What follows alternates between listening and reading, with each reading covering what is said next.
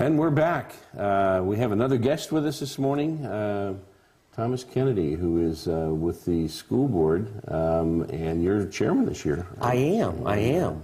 And I'm always interested in what's going on with our school system because of the Rotary Youth Exchange, the students that I have here. Was she not amazing? Yes. I'm just so impressed. It's a product of our school system. Well, thank you. Thank you. The Rotary has done an amazing job, and we had the pleasure of having some of your students, your inbound students, come to us, and that was so wonderful. So thank you for bringing them. The students were very happy about that too, to be able to go before, all 5 of them are from different countries, to get to go before the school board and talk about how their school system works.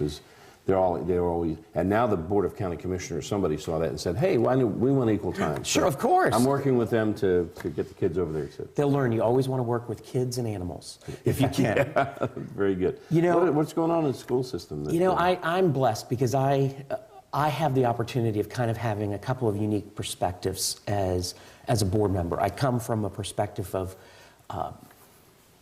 as a school board member that I bring to it, but I also have a wife that's a 20-year veteran in the school system as a teacher, and I got 2 kids in the school system at elementary and high school. And needless to say, I pretty much can't walk anywhere without getting an opinion from them, and I value it a lot. You know, Florida's public school system right now ranks 7th in the nation, and that was recently last month by a well-respected Education Weekly. That's impressive. Did that. Well, Citrus is 14th in the state, of a state that's already 7th in the nation, and in many categories, Citrus is in the top 10 and even in the top 3. We've got a couple of schools in top 1%. This year, we had the highest graduation rate in the area, and one of the highest in the state, and the lowest dropout rate. That's great, and I know that's something you all have been concentrating on very for the much. past few years. Our goal is that we would like to graduate 100% of our students. We have about 97% of our students are going on to another opportunity as graduation, because now the state doesn't just simply say if you graduate from high school, they've defined that. So that's why that 80% and that right. is a little different. You know, the other thing that I'm proud of, we had 305 students last year that got high dollar scholarships totaling over $14 million. Wow. And Rotary is often there with us doing that. We gave out $15,000 You last did. Year, yeah. Just our little club. If you took all the clubs in the county, the 6, it's probably, $30,000, $40,000. And the Upward Bound program you do on a quarterly basis warms my heart, and that's for students that are truly up and coming, and you make a difference with those students. Those young people, I've watched them when they go up on stage, and if they've been getting D's or C's or whatever, in some cases failing grades, and now they're getting C's and B's and A's, and their parents are there, and that's what, giving them a showcase to say, hey, you're advancing, that's and right. That's what we're interested in. And that's what people don't understand. In Citrus County, we have 15,000 students. We cover 23 schools from 11 elementary schools, 4 middle schools, 3 high schools. Wow. But here's where it gets interesting. We have, the Crest Center for one of our alternative schools. We have the Renaissance Center for some of our alternative. We have our Technical Institute, a charter school. But the other thing that people sometimes forget, we have a school at the Juvenile Detention Center. That's right. Where we graduate typically about 12 students a year, and we have several students there that end up going to college.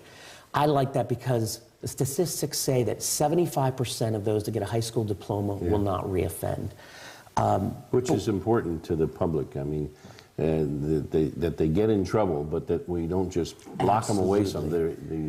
And the fact that we give them training through the school system so they can get out and they can actually, get out of that cycle is so important. We accomplished that, Doug, but we have 65% of our students are Title I students, or what we refer to as free and reduced lunch. So that creates a little bit of sometimes an additional challenge and tools that we have to do.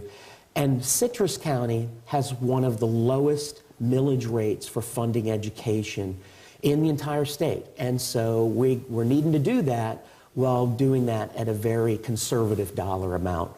I think some people don't always understand or know too, Citrus County school system, we are the largest public or private employer in Citrus County. We have 2,400 employees.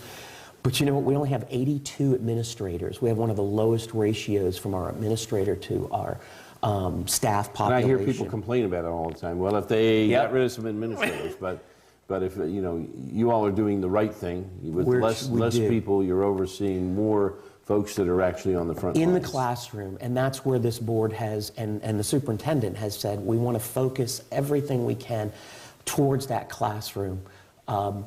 Two things that people forget about school systems: we have the largest transportation system in the county. We transport 10,000 students a day. But I'll tell you, this is the one that always I get surprised. We're the largest restaurant in Citrus County.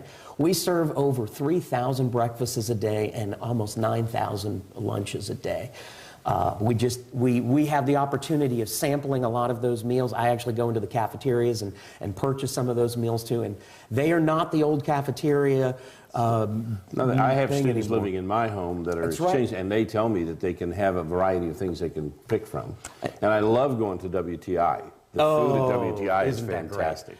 The I'll tell you, that goes into our culinary, something that I have a strong passion about, and that is our career and technical education programs. I'm one of those people that came out of career and technical education. Me too. Yep. Well, see? I was trained in electronics in a technical wing of a high school, Dixie Hollins High School. And as a result of that, when I went into the Air Force, I went into the electronics thing, and I worked at NASA, helping to put Neil Armstrong on the moon. It really set the stage for me. So that's so important that we have that right here. And we have, one of the most exciting programs we have is Crystal River High School's Academy, Health Academy.